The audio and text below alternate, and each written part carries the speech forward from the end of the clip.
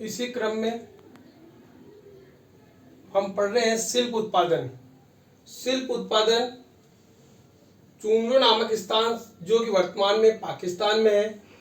शिल्प उत्पादन का महत्वपूर्ण जो केंद्र है, ये महत्व चुंगड़ो सभ्यता जो स्थान है जो वर्तमान पाकिस्तान में है, वो शिल्प उत्पादन के लिए महत्वपूर्ण केंद्र माना जाता है।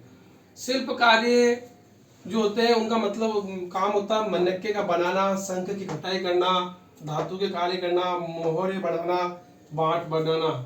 मन्नकों का निर्माण करने के लिए हमें पत्थरों की जरूरत पड़ती है। कार्नियल जो पत्थर होता है उससे सुंदर लाल रंग के मन्नके बनाए जाते हैं। इसी प्रकार अन्य पत्थर भी है, जैसे पर स्फटिक है, काउंटर्स है और सेलखड़ी है। कुछ धातु भी है, सोना, तांबा, कांसा, शंख, पायसी, पक्की मिट्टी। इसी क्रम में अगर हम देखें कि मन्नके जो है, मन्नके दो या दो से अधिक पत्थर को आपस में जोड़कर बनाए जाते थे।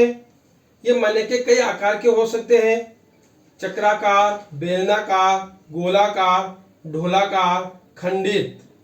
इन पर चित्रकारी करके इन्हें सजाया जाता है। मन्नके बनाने में विभिन्न पदार्थों का इस्तेमाल होता है। इन्हीं के अनुसार इनको बनाने की तकनीकी भी बदलाव में आती है। सेलखड़ी एक मुलायम पत्थर था जो आसानी से उपयोग में लाया जा सकता था। कुछ मन्नके ऐसे भी होते हैं जिन्हें सेलखड़ी के चूर्ण को सांचे में डालकर बनाया जाता है। मन्नकों को बनाने में घिसाई, पॉलिश आदि की जाती है। इसी क्रम में अगला अपना बिंदु है सावधान या अंतिम संस्कार।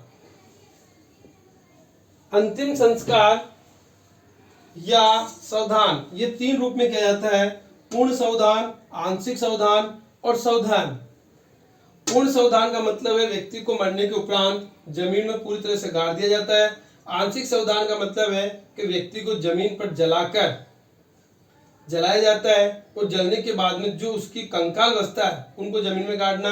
और सावधान का मतलब है कि उनका अंतिम संस्कार करने के बाद जो उनकी राख होती है उसको किसी मटके में डालकर जमीन में दफनाना। इस प्रकार वो अंतिम संस्कार किया जाते थे।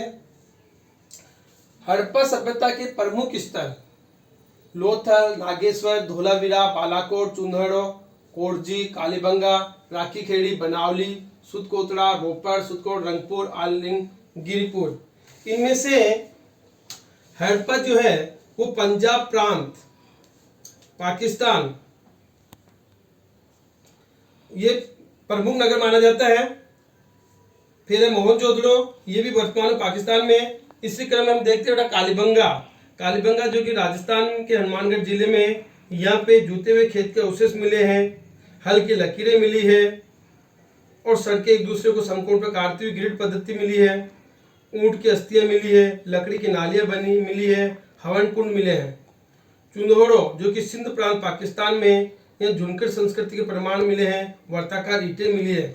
लोथल जो कि गुजरात में है, यहाँ पे चावल के साक्ष्य मिले हैं, घोड़े की मरण मूर्ति मिली है। बनावली जो कि हरियाणा में, यहाँ पे जौ के साक्ष्य मिले हैं। धोलावीरा जो कि गुजरात में, यहाँ खेल के स्टेडियम मिले हैं। इसी प्रकार हड़प्पा जो सभ्यता है उसका इसी क्रम में हड़प्पा सभ्यता की जो पतन भी हुआ, उस पतन के जो प्रमुख कारण बने वो बने बाढ़ का आना, सिंधु नदी का अपना मार्ग बदलना, भूकंप आना, जलवायु परिवर्तन और आलू का आक्रमण और वनों की कटाई। इसके अतिरिक्त हम सिंधु सभ्यता में कुछ सामान्य जानकारी लेते हैं धर्म से संबंधित। वहां का जो धर्म है हड़प्पा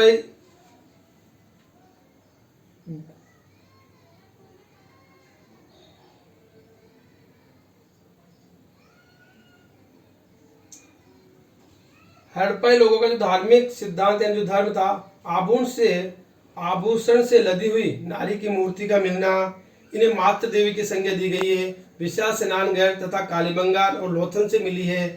वेदियां तथा संरचनाओं के अनुष्ठान महत्व दिया गया है। कुछ मोहरे में अनुष्ठान के दृश्य मिले हैं। कुछ मोहरों पर पेड़ पौधे उत्कीर्ण थे। ऐसा माना जाता है कि हड़प्पा के लोग प्रकृति की पूजा करते थे। कुछ मोहरों में एक व्यक्ति योगी की मुद्रा में बैठा दिखाया गया है।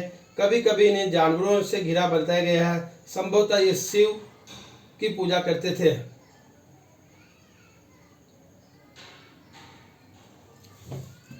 और वैसे तो हड़प्पा सभ्यता का विस्तार बहुत ज्यादा है, पूरे विश्व में फैली हुई है, भारत, पाकिस्तान, अफगानिस्तान तक फैली हुई है। हमें उतना ही पढ़ना जितना एनसीईआरटी के कोर्स में दिया गया है। अगले पार्ट में हम इसके महत्वपूर्ण क्वेश्चनों पर चर्चा करेंगे।